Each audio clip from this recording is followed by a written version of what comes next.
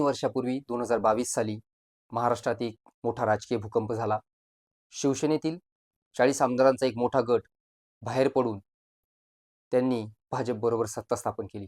त्यानंतर शिवसेना उद्धव ठाकरे यांनी सुप्रीम कोर्टात आमदार अपात्रतेसाठी याचिका दाखल केली.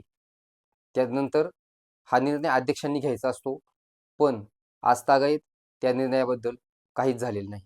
त्यामुळे लोकशाहीला नक्कीच एक बाधा निर्माण होऊ शकते. याबद्दलच आपण या व्हिडिओच्या माध्यमातून जाणून घेणार आहोत.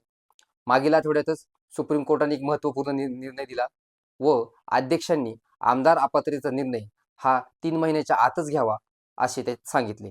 त्याबद्दलच आपण या व्हिडिओच्या माध्यमातून जाणून घेणार आहोत. तर नमस्कार, मी निखिल आणि कायदेशीर गोष्टींच्या माहितीसाठी तुम्ही पाहत आहात कायदा.com. तेलंगणाच्या राजकारणात एक खूप मोठी खळबळ झाली, कारण तेलंगणाच्या निवडणुकीत जे 10 आमदार BRS या पक्षाकडून निवडून आले होते, त्यांनी आपल्या पक्षाला सोडचिठ्ठी देत काँग्रेसमध्ये प्रवेश केला. त्यामुळे आमदार अपात्रतेचा निर्णय पुन्हा एकदा चर्चेत आला. तर सुप्रीम कोर्टात झालं काय? विधानसभा अध्यक्षांकडून अशा प्रकरणांमध्ये होणाऱ्या विलंबाबद्दल सर्वोच्च न्यायालयाने गंभीर चिंता व्यक्त केली आहे. न्यायालयाने हा लोकशाही कमकुवत करणारा विषय असल्याचे म्हटले. मसीह यांनी संसदेला आमदार अपात्रतेच्या निर्णय पक्षांतर विरोधी कायद्यात दिलेल्या तरतुदीचा विचार करण्याचे, योग्य बदल करण्याचे आवाहन केले. तेलंगणात नेमकं काय घडलं? 2023 मध्ये तेलंगणात विधानसभेच्या निवडणुका पार पडल्या.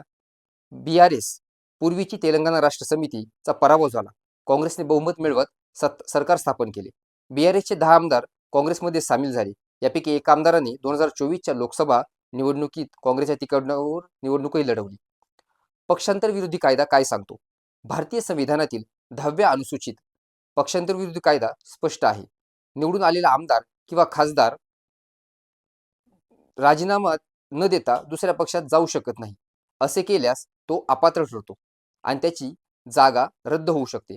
या प्रकरणात निर्णय घेण्याचा अधिकार हा विधानसभा अध्यक्षांना केवळ देण्यात आलेला आहे. BRSने या 10 आमदार विरोधात अध्यक्षांकडे तक्रार दाखल केली होती, पण अध्यक्षांनी कोणताही त्वरित निर्णय घेतला नाही. न्यायालयीन प्रक्रियेत काय झालं?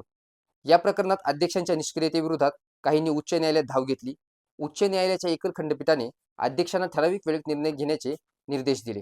मात्र उच्च न्यायालयाच्या खंडपीठाने हा निर्णय रद्द करत न्यायालयांना अध्यक्षांच्या वेळेची मर्यादा घालण्याचा अधिकार नसल्याचे म्हटले. यानंतर हे प्रकरण सर्वोच्च न्यायालयात गेले. सर्वोच्च न्यायालयाने खंडपीठाचा निर्णय रद्द करत एकल खंडपीठाचा निकाल कायम ठेवला आणि अध्यक्षांना 3 महिन्यात 10 आमदारांच्या अपात्रतेबाबत निर्णय घेण्याचे आदेश दिले. सर्वोच्च न्यायालयाने काय म्हटले? निकाल देताना सर्वोच्च न्यायालयाने म्हटले की अशा प्रकरणात वेळेत निर्णय न झाल्यास लोकशाही धोक्यात येऊ शकते.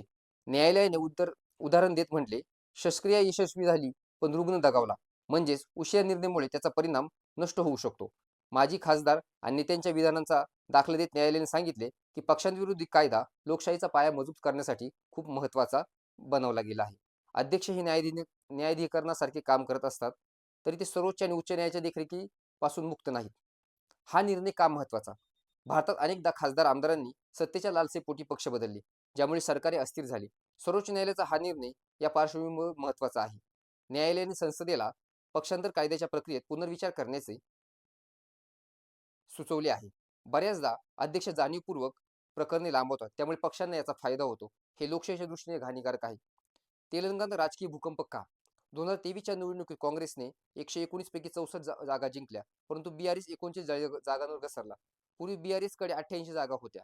निवडणुकीत 10 BRS आमदार काँग्रेसमध्ये गेल्याने विरोधी पक्षात अस्वस्थता निर्माण झाली. ज्यांनी काँग्रेसवर आमदार फोडण्याचा आरोप केला, तर अध्यक्षांनी लवकरात लवकर कारवाई न केल्यास आणखी आमदार पक्ष बदलू शकतात, असा BRSने इशारा दिला. नक्कीच सर्वोच्च न्यायालयाने हा जो निर्णय दिला आहे हा स्वागतार्हच असेल व यामुळे भविष्यात जे आमदार खासदार पक्षांतर करतील त्यावरच नक्कीच आळा बसेल. तुम्हाला ही कायदेशीर माहिती कशी वाटली ते कमेंट बॉक्समध्ये नक्की सांगा व अशाच नवनवीन कायदेशीर व्हिडिओसाठी तुम्ही कायदा.com या YouTube चॅनलला सबस्क्राईब करायला